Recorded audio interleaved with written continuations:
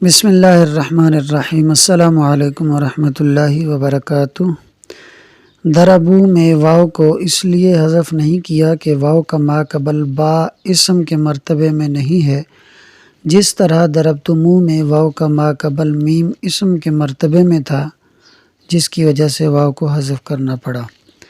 ضربتموہ میں واو کو اس لیے حذف نہیں کیا کہ واو کلمے کے آخر میں نہیں ہے، ہو ضمیر کی وجہ سے، اور ضربتمو میں کلمے کے آخر میں تھی واو، اس لیے وہاں حذف کر دی۔ جیسے عزایتن میں یا کو حمزہ سے نہیں بدلا کیونکہ یا کلمے کے آخر میں نہیں ہے تا کی وجہ سے، اور اگر تا نہ ہوتی تو یہ حمزہ سے بدل دیتے۔ جیسے احیاءن،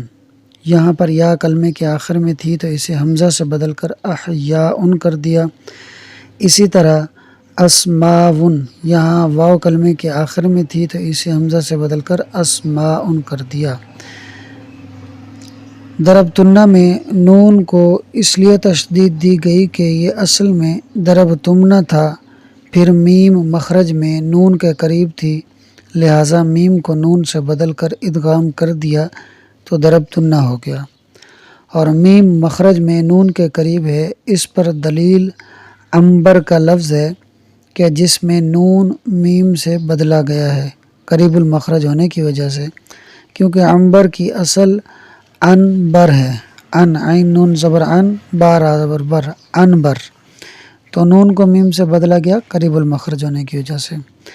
ضربتن کے نون کو تشدید دی گئی ہے، اس کا ایک جواب یہ ہے کہ اس کی اصل ضربتن تھی، یعنی نون ساکن کے ساتھ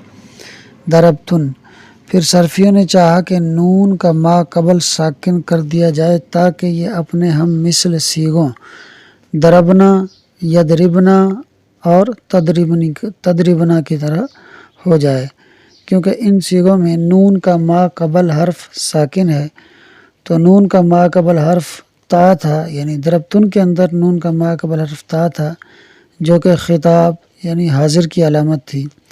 اگر تا کو ساکن کرتے تو اجتماعی ساکنین ہو جاتا، اور تا کو حذف کرنا بھی جائز نہیں تھا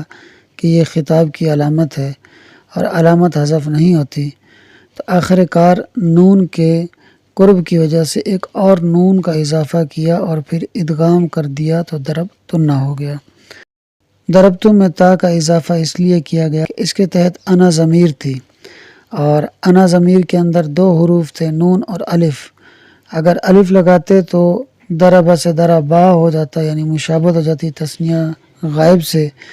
اور اگر نون لگاتے تو ضربہ سے ضربنا ہو جاتی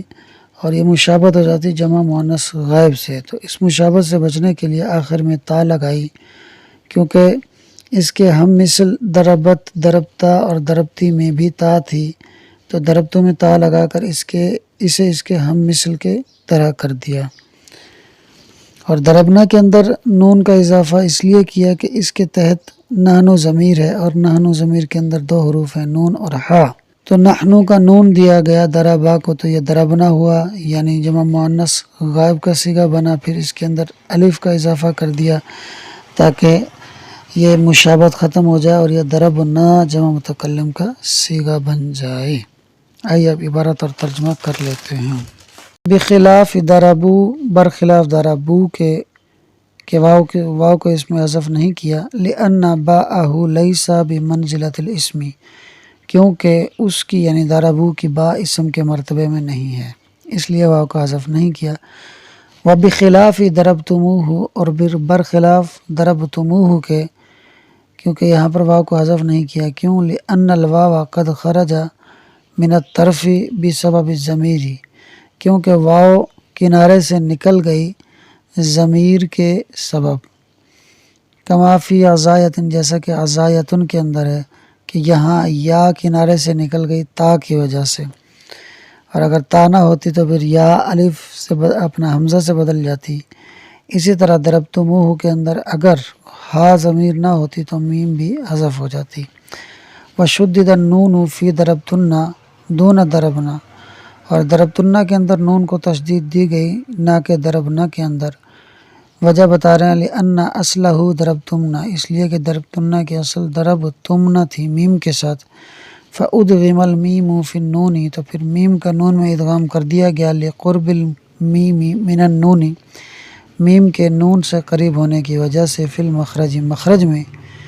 اس لیے میم کو نون میں مدغم کر کے ضربۃ النَّ کر دیا گیا۔ وَمِن ثَمَّ تُبْدَلُ الْمِيمُ مِنَ النُّونِ، یہ دلیل دے رہے ہیں کہ میم نون کے قریب کس طرح ہے مخرج میں۔ کہتے ہیں کہ وَمِن ثَمَّ، اسی وجہ سے، تُبْدَلُ الْمِيمُ مِنَ النُّونِ، میم کو نون سے بدلا گیا، کما فی عنبر اصلہ عنبر، جیسا کہ عنبر کے اندر ہے کہ جس کی اصل عنبرن ہے، تو نون کو میم سے بدل دیا گیا۔ وقیل اصلہ ضربتن، اور ضربتن میں تشدید ہے، اس کا ایک جواب یہ دے رہے ہیں کہ اس کی اصل ضربتن تھی۔ فأرید ان یکون ما قبل النون ساکنا، تو ارادہ کیا گیا کہ جو نون کا ما قبل ہے وہ ساکن ہو، لیترد بجمیع نونات النساء،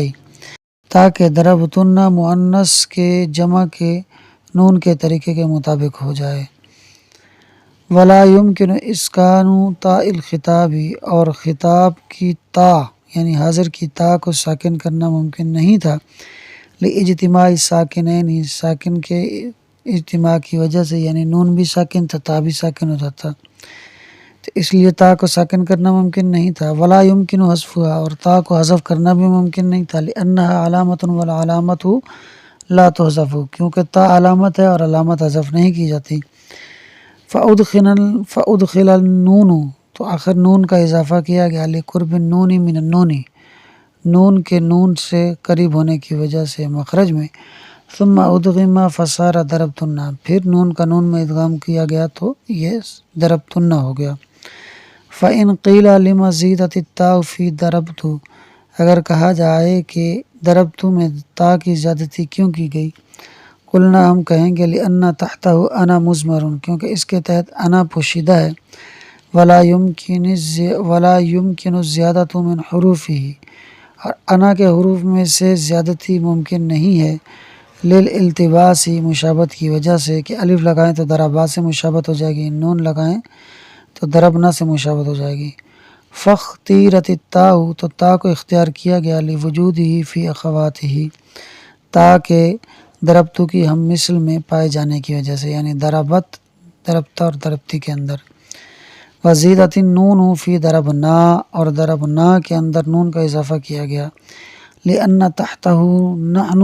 اس لیے کہ اس کے تحت نحن مضمر پوشیدہ ہے۔ ثم زیدت الالف، پھر اس میں یعنی ضربنا کے اندر نون کے بعد الف کا بھی اضافہ کر دیا گیا، حتی لا یلتبس بضربنا، تاکہ یہ ضربنا کے مشابہ نہ ہو جائے، تو الف کے بعد فصارا ضربنا، یعنی الف داخل کرنے کے بعد یہ ضربنا ہو گیا۔